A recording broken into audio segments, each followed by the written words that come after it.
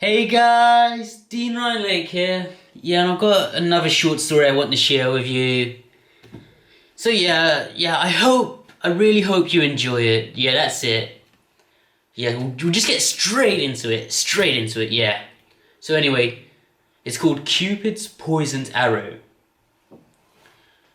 The rain thundered down on the roof of the car, grenades exploding on a battlefield. Lightning flashed overhead, illuminating the world as a shadowy, spooky silhouette. There were no other vehicles on the road, no headlights coming down the other side, just a pitch black welcoming him to the devil's lair. Seth swallowed as he struggled to see through his windscreen, his imagination telling him of malevolent creatures ready to attack and feast on him either side of the road. "It's all right, Seth," he said to himself. He chuckled nervously. "It's not like I haven't been down this road a few times before. It's just that it's late and there's a storm. Nothing else." Thunder blasted, and Seth jumped, letting one hand go over the steering wheel to feel his heart beating like a jackhammer. Again he chuckled. Shaking his head, he switched on his radio, wanting some music to keep him company, only to be greeted by the strangled gurgle of static. "Stupid storm," he muttered.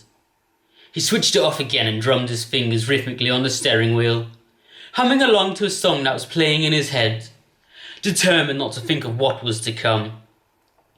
Lightning flashed again, and a low rumble of thunder followed, further away this time. Seth hummed louder, his drumming becoming faster and more frantic, when he felt a vibration in his pocket. There was some degree of comfort knowing that someone was calling him. The suffocating dark made him feel as though he was the only one about. Reaching into his pocket, he pulled out his Samsung and pressed the answer button, having given the name on the screen the quickest of glances. "What do you want?" Seth said loudly over the rain, trying his best to sound annoyed at the caller. "I've told you that I've got to do this." No answer. His husky voice telling Seth he was being an idiot didn't come through. It was only static, just like the car radio. "And thank you, Mr. Storm," Seth said scathingly, cutting off the call. "Although I would rather not have to listen to him deriding me, so maybe this isn't so bad." His grip tightened on the steering wheel. "I really have to do this." Tossing his phone into the passenger seat, Seth narrowed his eyes, trying to penetrate the darkness that his headlights were insufficiently doing, when his phone beeped. No doubt a text message from the same person. But there was no point reading it, just like there was no point in him answering the phone. It was merely going to be about what occurred barely an hour ago. Making his decision, he ignored it, and the second beeping which came shortly after. The rain seemed to come down impossibly harder, and Seth could have sworn there was hail or something mixed into it to make that noise against his car.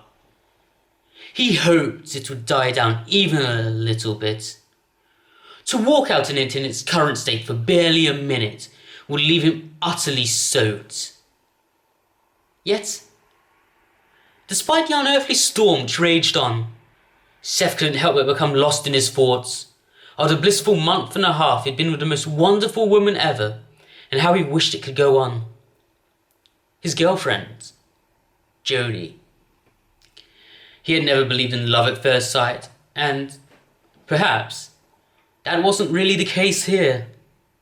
To love is to care deeply about someone no matter what. At that cafe, he took one look at her silky long hair, ruby lips like plump apples, and eyes which sparkled, reminding him of glistening emeralds. And he was infatuated. Fortunately for him, she was a regular at that cafe, so he didn't blow his chance, albeit it did take him a couple of days to gain the courage to ask her out. Debating long and hard, he wasn't sure how best to approach her when she stood up, leaving a few coins on the milk-stained table. As though some invisible force was encouraging him forth, he strode over to her, biting his bottom lip, and attempting to stop his hands from shaking. Hi," he had said, praying she didn't notice the quiver in his voice. She didn't reply for a few seconds, but to Seth she could have been silent for a few years. He could see himself in her eyes, and he was just about to make a hurried apology and leave with his tail between his legs, when she spoke. "Hi, how do you do?" she had said, holding out her hand, her face breaking into a smile. If Seth's knees were weak before, then it was a miracle they were supporting him at all anymore. Touching her soft skin and being the recipient of her smile was like being shone on by the very lights of heaven. All he could say was that he was fine and allow himself to be led by her back to her table, where she ordered 2 coffees. So what if Seth had 10 minutes to get back to work? When you met an angel, you took as much time as you wanted. Each second of that first encounter was still vivid in his memory. Everything was in colour and the sun was shining through the window. Actually, in that cafe, everything was painted in a dull grey, a tribute to the stormy clouds that released torrents of rain, a lighter version of what was stalking Seth in his car. It ended nicely enough with him exchanging numbers and promising to meet up again for a drink later. Back then, Seth couldn't help but think how easy it was to talk to a beautiful woman, and felt like kicking himself for not being more confident before. The next few weeks passed by in a blur. Literally all his time was spent at work and with Jodie, much to the irritation of his friends and Terry, his brother. Listen, come on. I'm glad you finally got a girlfriend, bro, he had said as Seth had thrown on his jacket to go on yet another date with Jodie. I really am. It's just that, don't you think you're spending a little too much time with her? If you ask me, I think some space would do you both some good. You don't want to become tired of each other, do you? Seth was about to retort, saying he didn't ask him for his opinion, when the last part of what Terry had said registered with him. It wasn't that he would tire of her. That was never going to happen. But it was more of a case of her becoming bored with him. And Terry had been married for 5 years and had always been successful with the ladies before then. Maybe listening to him wasn't the worst idea ever. In the end, he followed Terry's advice and called up Jodie, cancelling the date with her, his heart beating furiously the whole conversation, albeit a very short one. He'd barely finished speaking when she had said, "It's fine, it honestly is," and hung up. He could recall how sick he felt, how he almost called her back to tell her that the date was back on. He might have actually done so if it wasn't for Terry calling him just then, asking him what time he wanted to take him to Carrow Road. So, in the end, he, Terry, and a couple of other friends were on their way to Carrow Road to watch Norwich City play Hull. By barely being in the stadium's presence, Seth forgot about everything and everyone, transforming into a full-on football fan, someone he had not been in weeks. He sang songs with his fellow Canary fans, jeered the opposing team and their supporters, and slammed his knee into the seat in front of him, jumping like crazy when Norwich got a stoppage time winner. And at the end of the game, he clapped for so long and so hard that his hands became raw and red, stinging slightly when he ceased and the chilly breeze kissed them. They journeyed home in euphoria, all vowing to watch Match of the Day. Seth showed that they, like him, was secretly hoping to catch a glimpse of themselves on television. Seth grinned as he remembered that day, the memories nullifying the uneasiness he felt driving. Yet the more he thought back, the more his recollections led him to this particular journey he was on. The shining light which was building up inside of him was smothered out, and the malevolence returned, in greater force, and the black clouds above became impossibly darker. Seth could still feel the snakes writhing around in the pit of his stomach as he waited for Jodie in the centre of the local park the next day.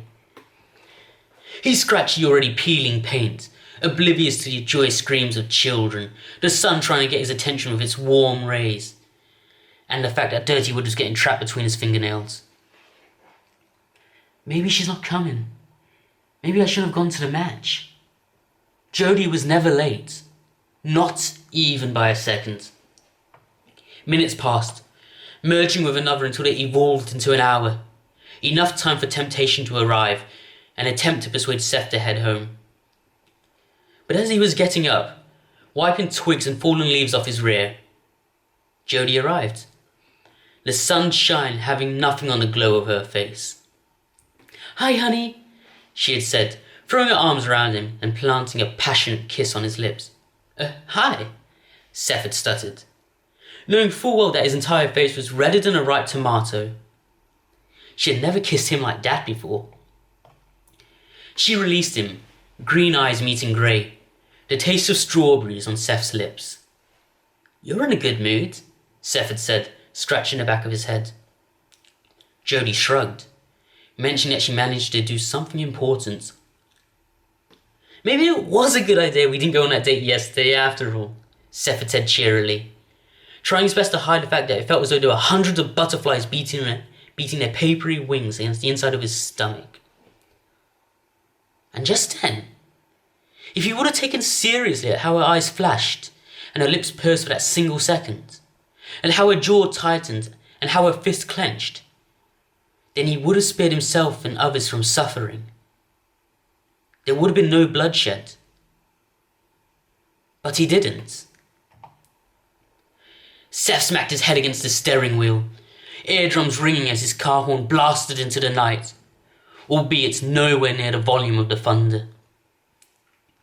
"I still can't believe how stupid I was," he muttered, rubbing his forehead. "But I can't let it end like this. I need to hear her side of the story. I need to know why she did what she did. I still can't believe what happened to Terry." 2 nights later, Seth was getting ready to watch a movie with Jody when heavy knocks came at the door. Of course he had to answer it, despite the fact he had just gotten cozy with his girlfriend on the sofa, and with a minute voice ordering him not to. It was lucky he did answer the door, for, standing there, flanked by 2 burly policemen, was a smartly dressed man, eyes partially hidden by black-rimmed glasses. "Hello, you must be Seth Walker," he had said in an upper-class manner of speaking, holding out his hand. "I am Inspector Richardson. May we come in?" "Sure," Seth had replied, taking the inspector's hand. "Come on in." His voice was even, and his body was still, but inside his heart was beating painfully, as though it was trying to burst out of his chest, rattling against his ribcage. "Would you gentlemen like something to drink?" he had said, hoping he could keep up the facade of calmness. Inspector Richardson waved his hand, while the 2 policemen were statuesque. "No, thank you," he had said. "We're here to talk to you about something very important that concerns you personally. However, I need to know. Is there anyone else in the house?" Seth nodded, telling Richardson that Jody was in the living room. They entered the living room, where Jody was sitting, legs curled up on the sofa, gaze on the frozen picture on the television. Even when they sat down, she didn't look up, eyes still fixed on the same place determinedly. "Listen, Mr. Walker, this may be hard for you to take in, so please prepare yourself," Richardson had said, pushing up his glasses on his nose. Seth tried to answer, but his throat felt compact and his lips wouldn't part. Richardson sighed and paused, perhaps mulling over how to say what he had to say. "Well, the thing is that your brother, Mr. Terry Walker, has been missing for the last 3 days. Nothing seemed real at that moment. Richardson's voice became muffled, and everything around Seth lost substance as though distorted by spatial manipulation. He remembered thinking why no one bothered to tell him, why it had to be the cops. Then he recalled that Jody had accidentally dropped his phone in the kitchen sink, and the internet had been disconnected. For what reason he did not know. Still, it didn't explain why no one bothered to take the short drive to his house. It was like he'd been punched in the guts. He felt lightheaded and realized he wasn't breathing. He almost thought he was the only one in the room until the sensation of Jody's hand on his brought him out of his stupor. What followed next was Richardson asking questions, a watered-down interrogation, for almost an hour. Both Seth and Jody answered the questions, the latter as calmly as if they were talking about the weather. "Remember, Mr. Walker," Richardson had said, leaning on the door frame as he made his way to leave. "If you recall anything or find new information, you know where to find us." As the inspector left, Seth could have sworn he saw his eyes stop momentarily on the living room door, with a look of the utmost distrust and suspicion. Days passed by, and there was not even the slightest whisper of Terry's whereabouts. Seth still went to work, more to get his mind off his problems than anything else, but it wasn't that easy. The story had inevitably reached the ears of many, if not all, of his colleagues, and he was constantly surrounded by sympathetic faces, words of encouragement, and affectionate pats on the shoulder and back. However, when Jody came to surprise him at work, she was not at all impressed when she saw Nina, a co-worker, caress his back. It was then she asked Seth for a private word away from his work cubicle. "I don't like the women at your work," she had murmured, hair hanging low over her eyes. "What do you mean? You don't even know them." "That's just it," she had snapped, flicking her hair back to show the fire burning in her eyes. "Just then I saw how they looked at you. They want you, and I won't let that happen." Seth could only gape at her, part of him enjoying the fact that she was jealous, and the other embarrassed because his workmates had witnessed her irritation. But there was another emotion coiling around his body, freezing his blood as he found himself in her glare. Fear. At first he disregarded it as nothing, reasoning with himself that he would also be jealous if another man came onto Jody, although the women at work were most definitely not flirting with him. Well, at least he was pretty sure they weren't. Yet, over the next week, funny things happened. Not the humorous kind of funny, but the strange sort which made your hair stand up on end. There were more and more absentees at work, mainly the women, although a couple of the men went missing as well. At first Seth chalked it up to a bug going around, and so did everyone else. That was until he received another call from the friendly neighbourhood inspector. It didn't help that the two muscular policemen who accompanied him glowered constantly at Seth, wordlessly convicting him of the disappearances. Richardson, on the other hand, seemed to have it in for Jody. "So, Mr. Walker," he had said, pen and notebook in hand, "how long have you been seeing Miss Jody Spencer?" "Over a month, sir." "And has she seemed violent in any way? Any strange behavioural patterns?" I don't like where this is going, sir. I'm sure she hasn't done anything." "Your heart speaks for you, but you should let your brain do some of the work. It's too much of a coincidence for all these people connected to you to have vanished. Honestly, everyone thinks you're the culprit, and if I wasn't so sure to the contrary, I would have thought the same." There was no way Jody would have done anything to anyone, and Seth had foolishly continued to hide his head in the sand, disregarding the voices, both imaginary and real, from persuading him otherwise.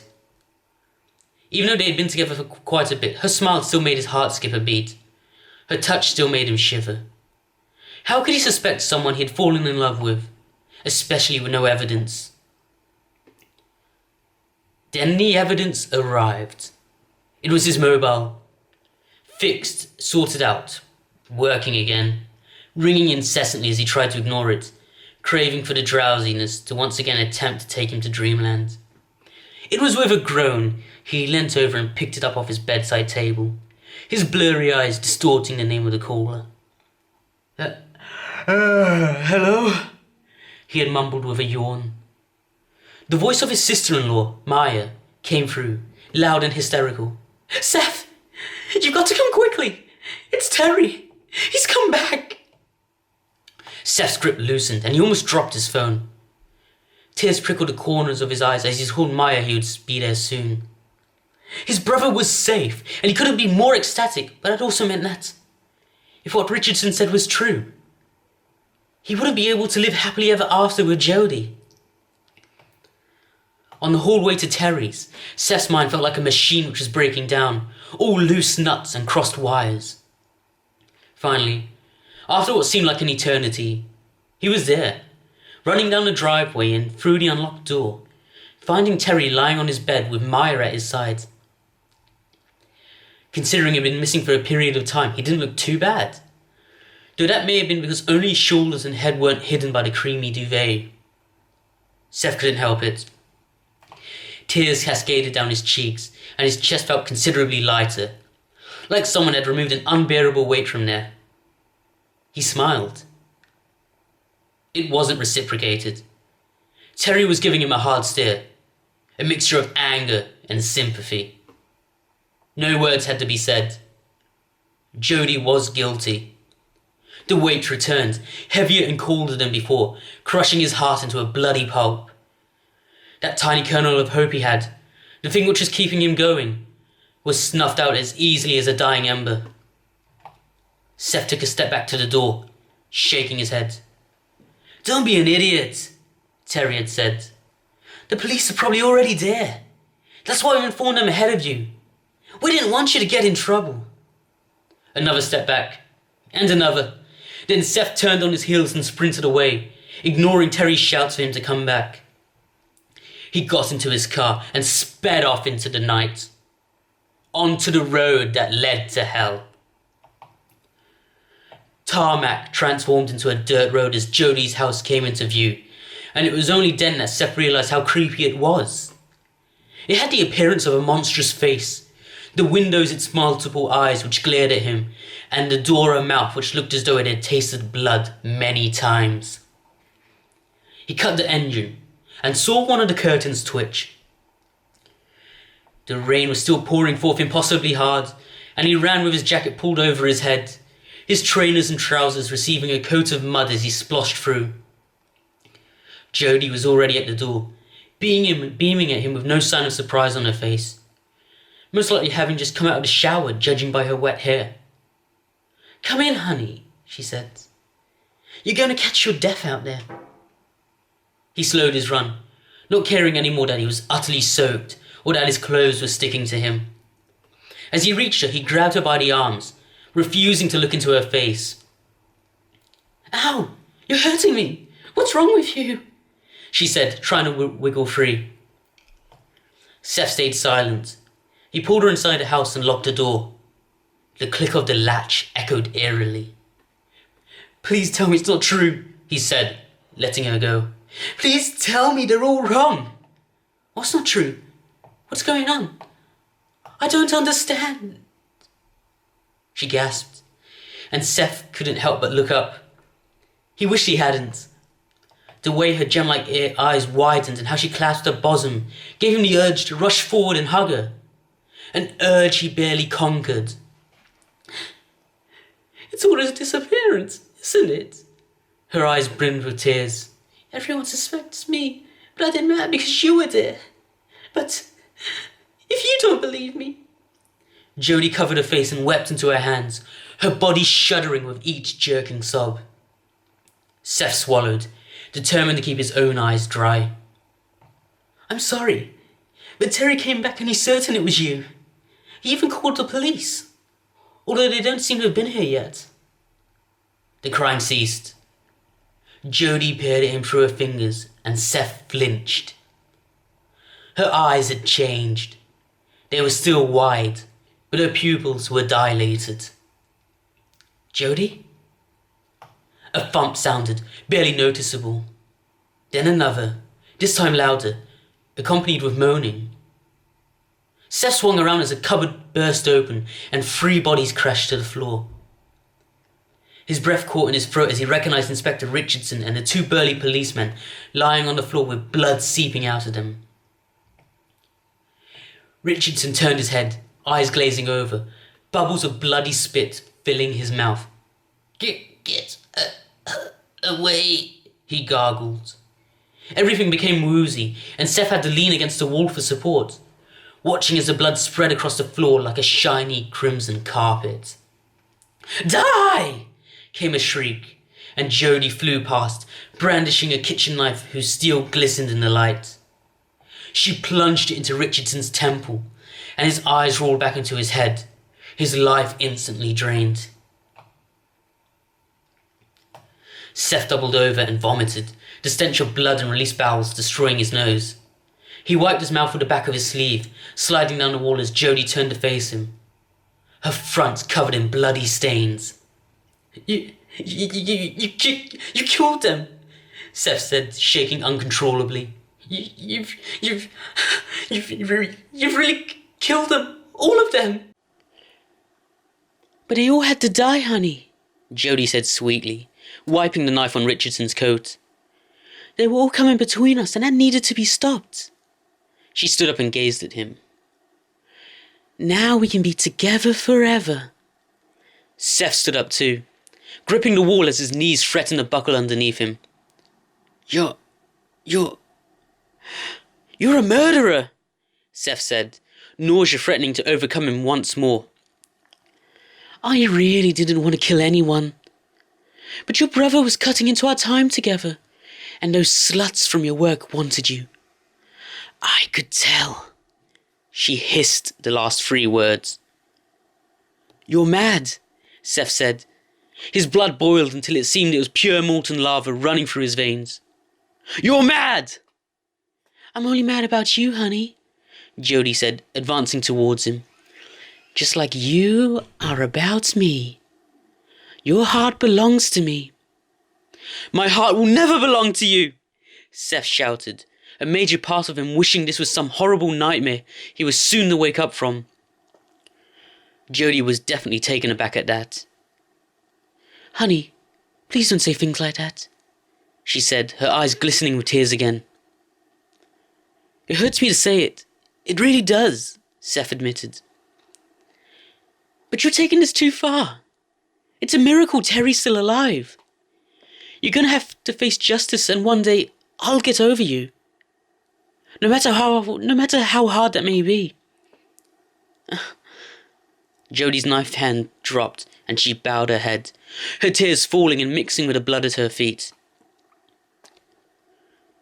That's fine, she said. You've taken your heart back from me and won't give it up again. I just have one alternative. Her head shot up, revealing her wide eyes and a disturbing grin plastered on her face. If you won't give it to me, then I'm going to have to rip it out of you. She lunged at him, slashing a knife through the air. Seth evaded the blade and pushed her aside, making his way to the door, trying to pull it open before remembering the latch. But his trembling fingers made it difficult for him to do it quickly enough, and his shoulder exploded in pain as the knife plunged deep into his scapula. He dropped to his knees and jolted as the knife was taken out, soaking his jacket scarlet, and a new wave of agony followed as the same thing happened to his other shoulder. This is your own fault, honey. It didn't have to be like this. Seth was turned over roughly onto his back, where Jody's hazy face was drifting above him. I love you, she said, holding the knife above her head. And she drove it deep into his stomach repeatedly, shredding his innards. Seth, too weak to fight back. Jody's blood-spattered visage blurred even more, but at least the pain was quelling. He couldn't feel anything. As a matter of fact, he couldn't hear, smell, taste, or even see properly. So I'm dying, Seth thought, as the blurry image of Jody positioned the knife over his chest, over his heart. I've been such a fool. He closed his eyes. He'd rather not see his death coming. And guys, that is, Cupid's poisoned arrow. Yeah, it was actually longer than what I thought it was going to be, because it took such a short time to write it. Yeah, my memory is not too good. Yeah, so I've actually seen, it's actually 14 pages. So yeah, I'm actually kind of shocked, because in my head I was thinking it was, 6 or 7 or something. So anyway, yeah, that's the story I wanted to share with you. I guess it was kinda romance, so that could count as a Valentine story, even though Valentine's Day is just gone and... Hey, well, but still it's a story, and if it's entertained you, then it's done its job, I've done my job, that's it. Anyway, I want to thank you for watching this. I hope you've enjoyed this, and I hope you all have a nice day, and I'll see you later.